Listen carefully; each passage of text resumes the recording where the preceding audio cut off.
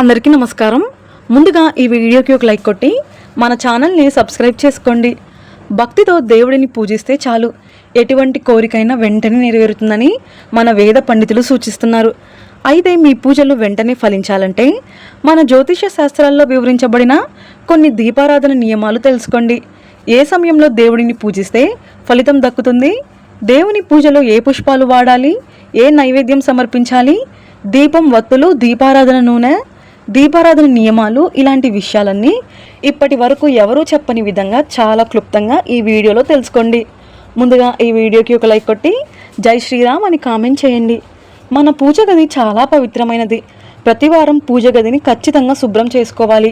బుధవారం, గురువారం, శనివారం ఈ 3 రోజుల్లోనే మీ పూజ గదిని శుభ్రం చేసుకోండి.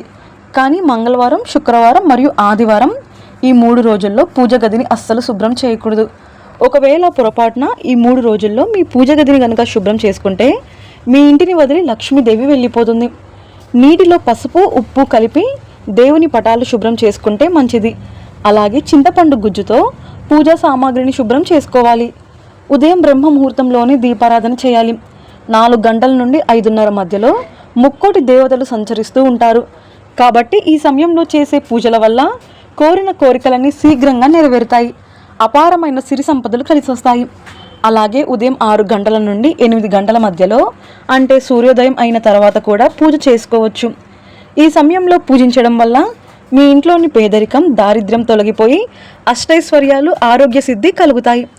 అలాగే సాయంత్రం సూర్యుడు అస్తమించిన తర్వాత 6 గంటల నుండి 7 గంటల మధ్యలో లక్ష్మీదేవి తిరుగుతూ ఉంటుందట. కాబట్టి ఈ సమయంలో పూజ చేస్తే లక్ష్మీ కటాక్షం వెంటనే లభించి అప్పుల బాధలు, డబ్బు సమస్యలన్నీ తొలగిపోయి అష్టైశ్వర్యాలు వెంటనే కలిసొస్తాయి. ఇక పూజలో వాడే వత్తులను బట్టి కూడా మన పూజకు తగిన ఫలితం ఉంటుందట. చాలామంది పత్తితో చేసిన దూది వత్తులతోనే దీపారాధన చేస్తూ ఉంటారు.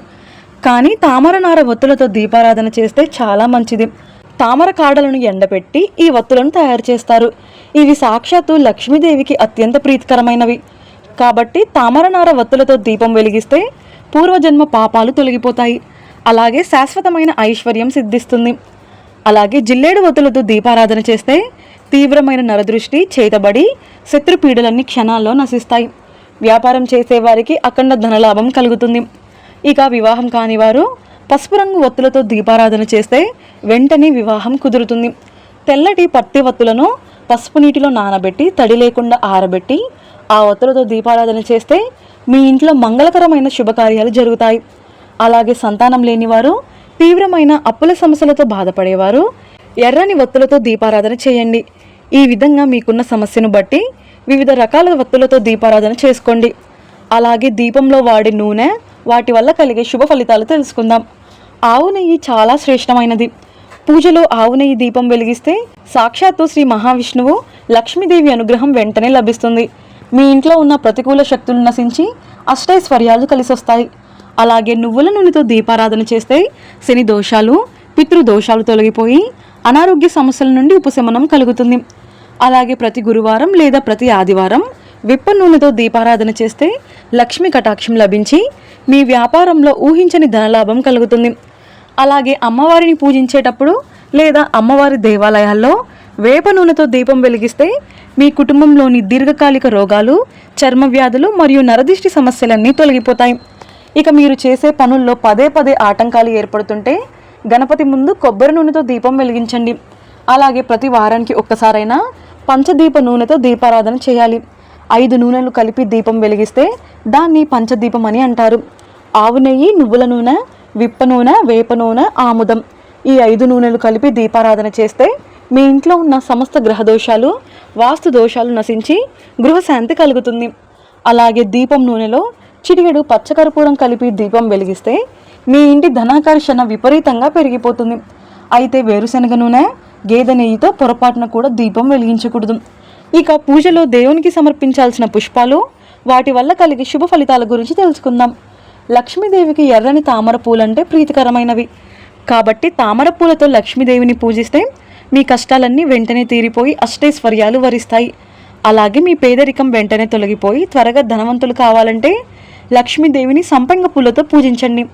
అలాగే శివుడిని బిల్వపత్రాలతో పూజిస్తే 3 జన్మల పాపాలన్నీ తొలగిపోయి శివానుగ్రహం లభిస్తుంది.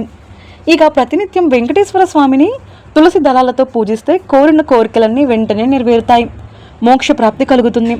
అలాగే ఆంజనేయ స్వామిని తమలపాకులతో పూజిస్తే అప్పుల బాధలన్నీ త్వరగా తీరిపోతాయి. సంతానం కోసం ఎదురు చూసే దంపతులు సుబ్రహ్మణ్య స్వామిని ఎర్రని గన్నేరు పూలతో పూజిస్తే సంతాన యోగం కలుగుతుంది. ఇక సరస్వతీదేవిని తెల్లటి పుష్పాలతో పూజిస్తే మీ పిల్లలకు ఏకాగ్రత, జ్ఞాపక శక్తి, విద్యా బుద్ధులు కలుగుతాయి. అలాగే పసుపు రంగు పూలతో సాయిబాబాని పూజిస్తే మీ జాతకంలో గురుబలం పెరిగి ఉద్యోగం చేసేవారికి ప్రమోషన్లు, వ్యాపారం చేసేవారికి లాభాలు కలిసొస్తాయి. ఇక పూజలో దేవునికి సమర్పించాల్సిన నైవేద్యాలు, వాటి వల్ల కలిగే శుభ ఫలితాలు తెలుసుకుందాం. దేవుని పూజలో ఒక చిన్న బెల్లం ముక్కను నివేదించినా చాలా మంచిది.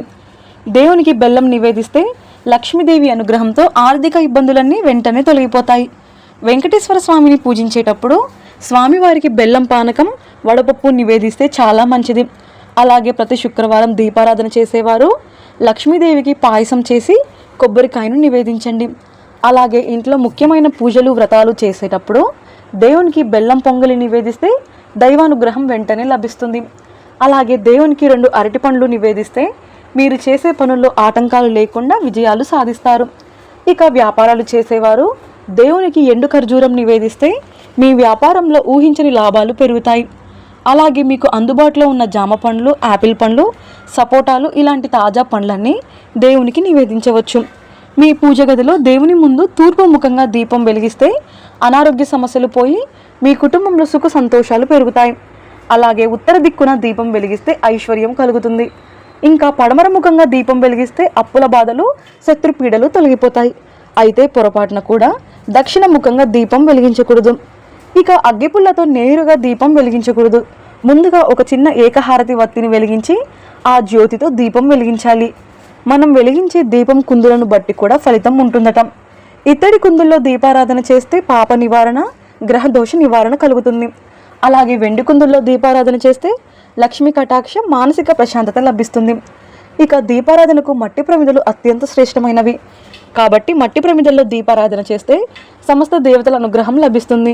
దేవుని ముందు దీపం వెలిగించిన వెంటనే దీపానికి పసుపు రాసి కుంకుమ బొట్లు పెట్టి దీపం దగ్గర 2 పూలు పెట్టి దీపలక్ష్మికి నమస్కారం అని నమస్కరించుకోవాలి. దీపం ప్రమిద కింద ఒక చిన్న ప్లేటు పెట్టుకోవాలి లేదా తమలపాకు పైన దీపం వెలిగించాలి. ఒకసారి దీపం వెలిగించాక దీపం ప్రమిదను పక్కకు జరపకూడదు. ప్రతిరోజు ఉదయాన్నే దీపారాధన చేయలేని వారు సాయంత్రం పూట ఇంట్లో పూజ చేసుకోండి, చాలా మంచిది. అలాగే ప్రతి శుక్రవారం ఇంటి గడపలకు పసుపు రాసి కుంకుమ బొట్లు పెట్టి ఇంట్లో లక్ష్మీదేవిని పూజిస్తే మీ ఇంట్లో లక్ష్మీదేవి తాండవిస్తుంది. అలాగే ప్రతి శనివారం తులసి దళాలతో వెంకటేశ్వర స్వామిని పూజిస్తూ పిండి దీపాలు వెలిగిస్తే వెంకటేశ్వర స్వామి సంపూర్ణ అనుగ్రహం లభిస్తుంది. పూజ చేసే స్త్రీలు నైటీలో ధరించకూడదు. నిండు ముత్తైదులా తయారయ్యి దేవునిని పూజించాలి. అప్పుడే మీ పూజకు ఫలితం దక్కుతుంది. ఈ విధంగా మీ ఇంట్లో దేవుడిని పూజిస్తే మీ కోరికలు నెరవేరడమే కాకుండా దైవానుగ్రహం కూడా వెంటనే లభిస్తుంది. ఈ వీడియో మీకు నచ్చితే లైక్ చేసి సబ్స్క్రైబ్ చేసుకోండి. జై శ్రీరామ్.